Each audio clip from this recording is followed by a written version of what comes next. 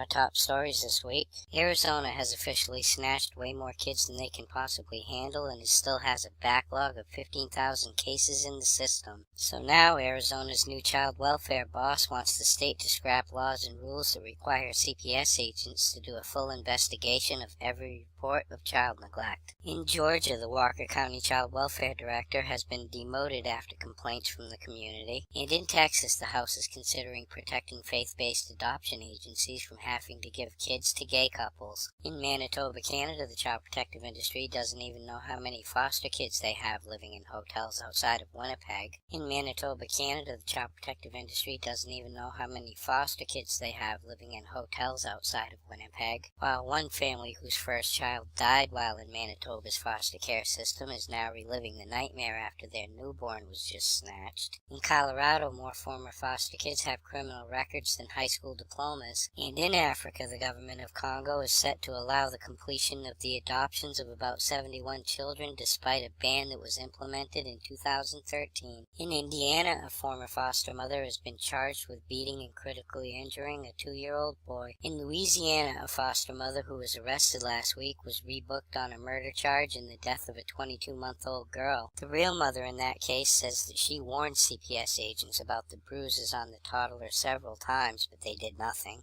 And a former CPS agent from Denver, Colorado pleads guilty to falsifying records in a child fatality case and is sentenced to probation. In Utah, a young man has been accused of sexually abusing a girl who was in his mother's foster care. In England, an award-winning foster parent has been found guilty of a string of sex crimes after a 24-year career. And in Oregon, the child protective industry was hit with a $3.5 million lawsuit for failing to protect a 4-year-old girl who was raped by 2 boys in her foster home. In Oklahoma, the child protective industry has replaced 2 off-duty cops who are responsible for handcuffing abused and neglected children at a state-run shelter. In Maryland, the free-range parents who made national headlines letting their kids walk to the park have had 2 of the 3 neglect charges thrown out, and now they're suing the state for the harassment. In Pennsylvania, a 4-year-old foster child gets a miracle liver donation from a stranger and is now recovering. And finally, tonight, a British foster mother who spit on a cop was told by a judge that if she ever did it again, she would go to jail. For these stories and all the latest dirt on the child protective industry, visit www.legallykidnapped.com. And until next week, this is Baby LK,